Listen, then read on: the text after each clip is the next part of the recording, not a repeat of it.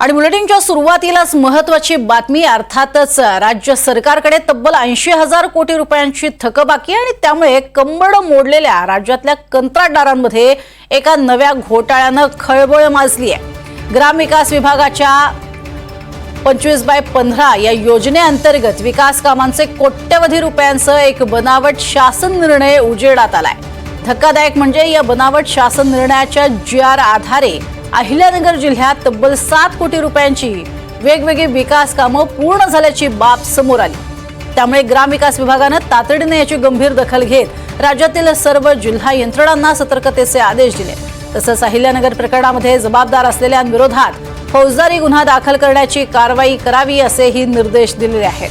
त्यामुळे कोट्यवधी रुपयांचं बनावट असे शासन निर्णयाचे आदेश हे समोर येत आहेत आणि त्यामुळेच ही धक्कादायक बातमी समोर आलेली आहे। अधिक माहिती घेऊयात राहुल कुलकर्णी यांच्याकडनं। राहुल, नेमका काय हा प्रकार आहे? ज्याला आपण मराठीत ऐकावं ते नवल म्हणतो तसं आहे हे। आणि आता ते जे अधीक्षक अभियंता आहेत अहिल्यानगरचे ते असं म्हणतात की निवडणुकीच्या काळामध्ये खूप सारे GR निघाले। आपल्याला आठवत असेल तर एकाच दिवशी 500 GR पेक्षा अधिकचे GR काढण्याचा विक्रम राज्य सरकारनं म्हणजे प्रशासकीय यंत्रणेनं केला होता, कारण निवडणुका जिंकायच्या होत्या।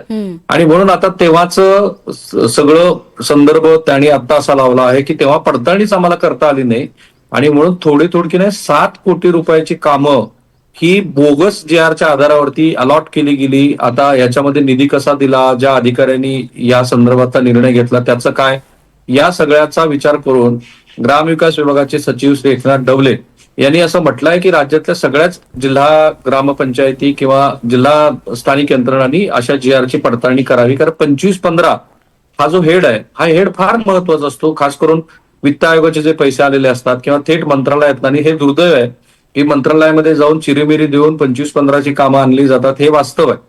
आता अशाच पद्धतीनं 25/15 कामांतर्गत जिथे गटारीची कामं असतील, रस्त्याची कामं असतील, पानंदची कामं असतील, ग्रामपंचायतीतल्या बांधकामाची कामं असतील, तर ही कामं 25/15 बंद केली जातात। किती गंभीर बाब आहे बघा की एक GR की ज्या GRच्या आधारावरती तशाचा तसा तो बनवला गेला आणि कुणीही त्याची पडताळणी केली नाही, तब्बल 7 कोटी रुपयाची कामं झाली। आणि म्हणून असा प्रश्न विचारला जातो आहे की हे फक्त 25/15 अंतर्गत केवळ अहिल्यानगरमध्ये झालं आहे की 25/15 सह अनेक योजनांमध्ये आणि राज्याच्या सगळ्याच जिल्ह्यामध्ये असं झालं आहे?